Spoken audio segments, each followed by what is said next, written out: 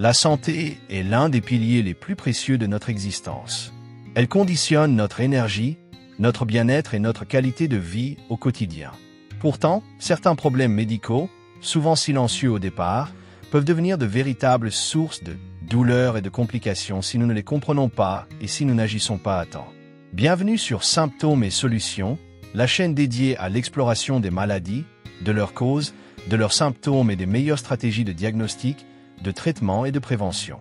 Ici, nous vous donnons des explications médicales claires et accessibles pour que vous puissiez mieux prendre soin de votre santé et de celle de vos proches. Dans cette vidéo, nous allons parler d'un trouble fréquent mais parfois méconnu, les calculs rénaux. Vous découvrirez ce que c'est, pourquoi ils apparaissent, comment les reconnaître, quels sont les traitements disponibles et surtout comment les prévenir efficacement.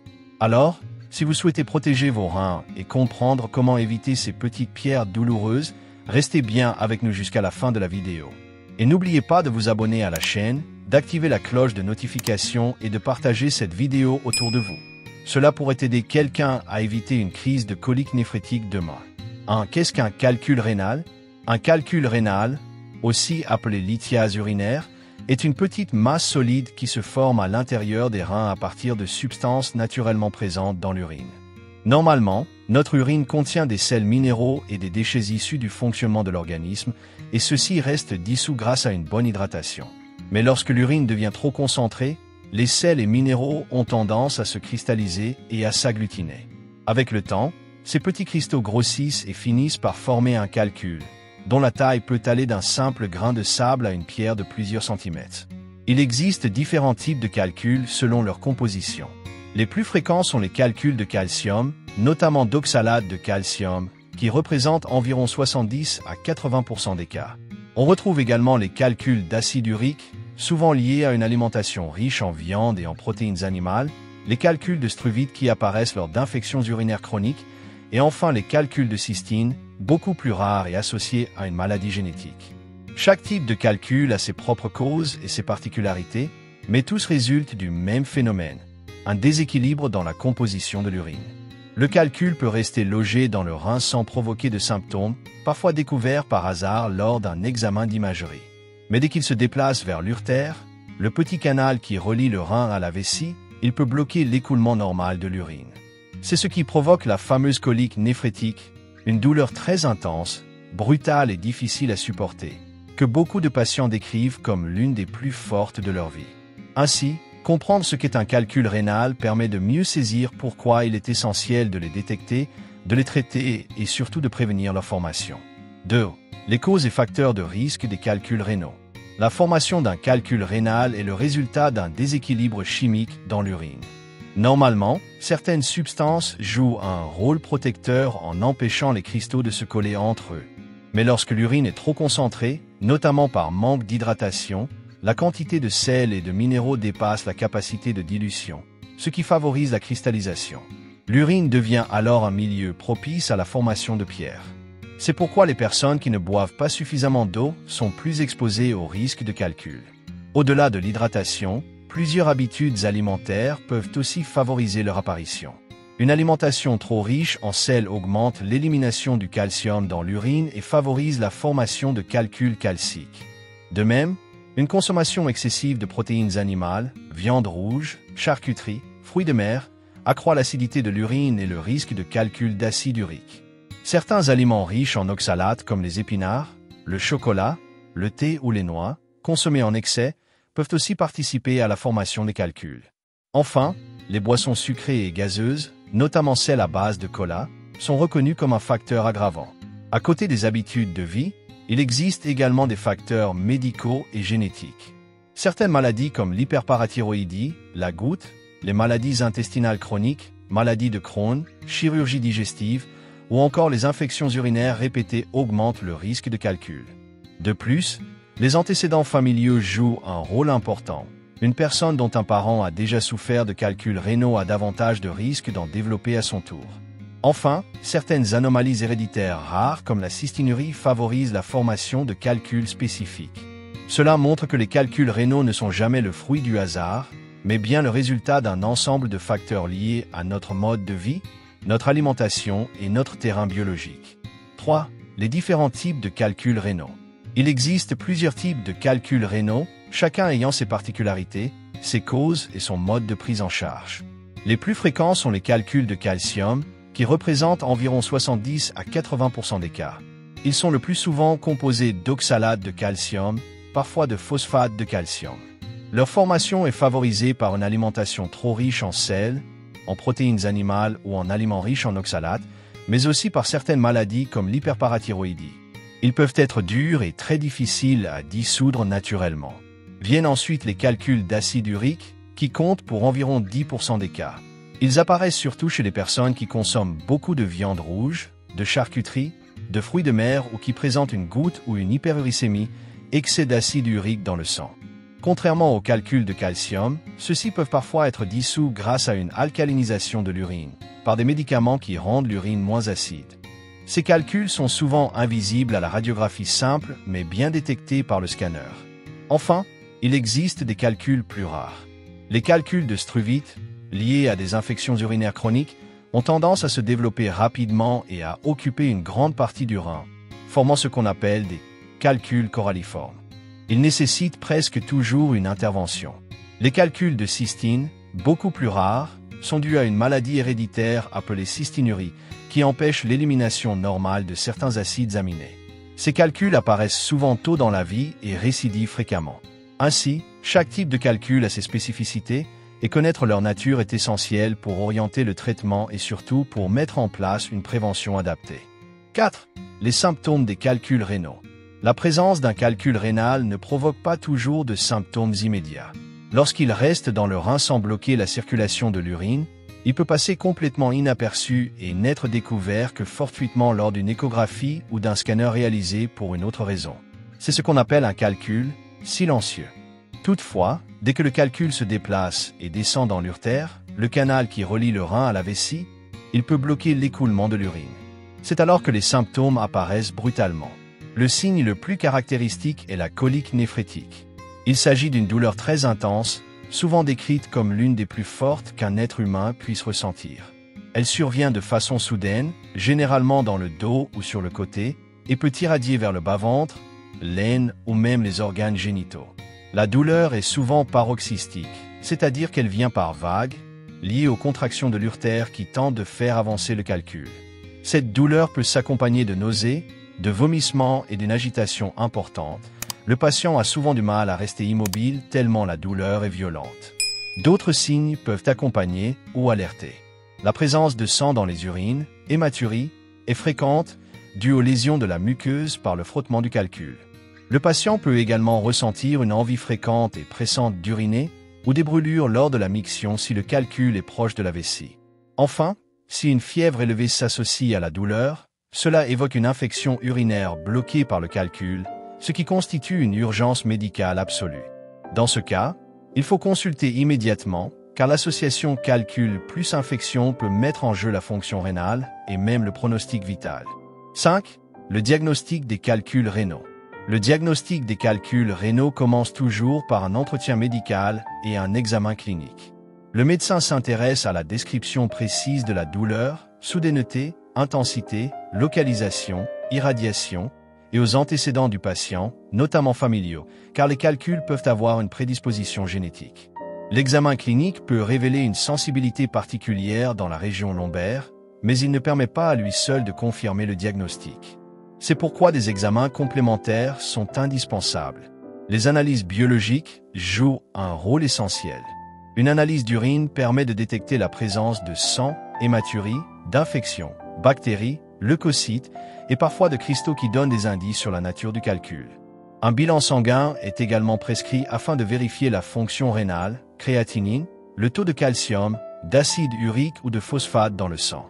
Ces informations aident à identifier les facteurs qui ont pu favoriser la formation du calcul et orientent le traitement, mais aussi la prévention des récidives. Enfin, les examens d'imagerie médicale sont la clé pour visualiser directement le calcul. Le scanner abdominopelvien sans injection est aujourd'hui l'examen de référence. Il permet de détecter quasiment tous les types de calculs, leur taille, leur localisation et leur impact sur le rein. L'échographie rénale est également très utilisée, notamment chez la femme enceinte ou en première intention, car elle ne présente aucun risque d'irradiation. La radiographie de l'abdomen sans préparation, ASP, bien qu'utile pour certains calculs de calcium visibles au rayon X, n'est plus suffisante à elle seule. Grâce à ces examens, le médecin peut confirmer le diagnostic, évaluer la gravité de la situation et choisir la meilleure stratégie de prise en charge. 6. Les complications possibles des calculs rénaux. Lorsqu'un calcul rénal est petit et reste logé dans le rein sans gêner l'écoulement de l'urine, il peut ne causer aucune gêne et rester silencieux. Mais dès qu'il grossit ou qu'il migre vers l'urtère, il existe un risque de complications mécaniques. Le calcul peut en effet bloquer partiellement ou totalement la circulation de l'urine, entraînant une dilatation du rein appelée hydronéphrose. À long terme, si l'obstruction persiste, cela peut fragiliser le rein et diminuer progressivement sa fonction. Dans les cas graves, notamment si les deux reins sont touchés ou chez une personne qui ne possède qu'un seul rein, cela peut aller jusqu'à une insuffisance rénale aiguë. Une autre complication redoutée est l'infection urinaire sur obstacle. Lorsque l'urine stagne derrière un calcul, elle devient un terrain favorable au développement de bactéries. Cela peut provoquer une infection grave appelée pyélonéphrite obstructive qui se manifeste par de la fièvre, des frissons, des douleurs lombaires et parfois une altération de l'état général. Si cette infection se propage dans le sang, elle peut évoluer vers une septicémie, ce qui constitue une urgence vitale. C'est pourquoi la combinaison de fièvre et de coliques néphrétiques nécessite une consultation médicale immédiate. Enfin, les calculs rénaux ont une forte tendance à récidiver. On estime qu'environ 30 à 50% des patients développeront un nouveau calcul dans les 5 à 10 ans qui suivent le premier épisode, surtout en l'absence de mesures préventives. Ces récidives peuvent entraîner une accumulation de crises douloureuses, d'interventions médicales ou chirurgicales, et altérer la qualité de vie du patient. De plus, certains calculs, comme les calculs de Struvit, peuvent devenir très volumineux et occuper une grande partie du rein, formant ce qu'on appelle un calcul coralliforme, qui nécessite une prise en charge chirurgicale lourde. Ainsi, même si la plupart des calculs sont traités efficacement, leurs complications potentielles rappellent l'importance d'un diagnostic rapide et d'une prévention rigoureuse. 7. Les traitements des calculs rénaux. Le traitement des calculs rénaux dépend principalement de leur taille, de leur localisation et de leur composition, ainsi que des symptômes qu'ils provoquent. Les calculs de petite taille, souvent inférieurs à 5 mm, peuvent parfois s'éliminer spontanément avec un traitement conservateur. Cela repose essentiellement sur une hydratation abondante, l'ingestion de 2 à 3 litres d'eau par jour pour favoriser l'expulsion, ainsi que sur des médicaments antalgiques et anti-inflammatoires pour soulager la douleur. Dans certains cas, des médicaments appelés alpha-bloquants sont prescrits pour faciliter la dilatation de l'urtère et aider le calcul à passer plus facilement. Lorsque le calcul est trop gros ou provoque une obstruction, une intervention médicale ou chirurgicale devient nécessaire. La lithotritie extracorporelle par onde de choc, LEC, est une technique non invasive très utilisée. Elle consiste à fragmenter le calcul grâce à des ondes de choc permettant son élimination naturelle par l'urine. Pour les calculs qui ne peuvent pas être traités par onde de choc, des procédures plus invasives existent, comme l'urétéroscopie, où le calcul est retiré ou fragmenté via un endoscope introduit par les voies urinaires, ou la néphrolithotomie percutanée, qui consiste à accéder directement au rein par une petite incision pour extraire les gros calculs. Enfin, certains traitements visent à prévenir la formation de nouveaux calculs. Cela passe par un rééquilibrage alimentaire, l'augmentation de l'apport hydrique et parfois la prescription de médicaments spécifiques selon le type de calcul, par exemple l'alcalinisation de l'urine pour les calculs d'acide urique. L'objectif n'est pas seulement de traiter le calcul existant, mais également de réduire le risque de récidive, qui est malheureusement élevé. Une approche personnalisée, combinant traitement symptomatique, intervention ciblée et prévention à long terme, permet généralement de protéger la fonction rénale et de diminuer le risque de complications futures. 8. La prévention des calculs rénaux. La prévention est l'un des aspects les plus importants dans la prise en charge des calculs rénaux, car les récidives sont fréquentes. La mesure la plus simple et la plus efficace consiste à maintenir une hydratation optimale. Boire au moins 2 à 2,5 litres d'eau par jour permet de diluer l'urine, réduisant ainsi la concentration de sels minéraux et de substances pouvant cristalliser. L'urine doit idéalement être claire ou légèrement colorée. Une urine trop foncée est un signe de concentration excessive et donc un facteur de risque. L'alimentation joue également un rôle majeur. Il est conseillé de limiter l'apport en sel et en protéines animales, de réduire les aliments riches en oxalates, comme le chocolat, les épinards, le thé et certaines noix, et de privilégier les fruits et légumes riches en citrate, qui protègent contre la formation des calculs. Les boissons sucrées et gazeuses, notamment celles à base de cola, doivent être évitées, car elles favorisent la cristallisation des minéraux dans l'urine. Chaque type de calcul peut nécessiter des ajustements alimentaires spécifiques et un suivi médical régulier permet d'adapter la prévention à chaque patient. Enfin, le suivi médical et la prévention secondaire sont essentiels, surtout chez les patients ayant déjà présenté un calcul. Des analyses d'urine et de sang régulières permettent de détecter des déséquilibres minéraux ou métaboliques et d'anticiper de nouvelles formations. Dans certains cas, des traitements médicamenteux peuvent être prescrits pour corriger un excès de calcium, d'acide urique ou d'oxalate. Une activité physique régulière, un poids équilibré et l'arrêt du tabac complètent les mesures préventives. L'ensemble de ces stratégies, combinées à une vigilance médicale, réduit significativement le risque de récidive et protège la santé des reins à long terme. Les calculs rénaux sont une affection fréquente, souvent très douloureuse, mais largement prévisible et évitable avec de bonnes habitudes. Ils apparaissent lorsque l'équilibre des minéraux et des sels dans l'urine est perturbé, souvent à cause d'une hydratation insuffisante, d'une alimentation déséquilibrée, de certaines maladies ou d'une prédisposition génétique. Bien que certains calculs restent silencieux dans le rein, d'autres migrent dans l'urtère et provoquent des coliques néphrétiques intenses pouvant entraîner des complications graves comme des infections urinaires sévères ou une atteinte de la fonction rénale. Le traitement et la prévention reposent sur une approche complète. Hydratation suffisante, alimentation équilibrée, suivi médical régulier et, si nécessaire, intervention médicale ou chirurgicales adaptées à chaque patient. Connaître son type de calcul et ses facteurs de risque permet de réduire significativement le risque de récidive et de protéger durablement la santé des reins. Agissez dès aujourd'hui pour protéger vos reins. Buvez suffisamment d'eau chaque jour, adoptez une alimentation adaptée et consultez votre médecin si vous ressentez des douleurs lombaires ou des troubles urinaires. Abonnez-vous à notre chaîne Symptômes et Solutions, activez la cloche de notification et partagez cette vidéo pour aider vos proches à comprendre et prévenir les calculs rénaux. La prévention commence maintenant. Prenez soin de vos reins avant que la douleur ne frappe.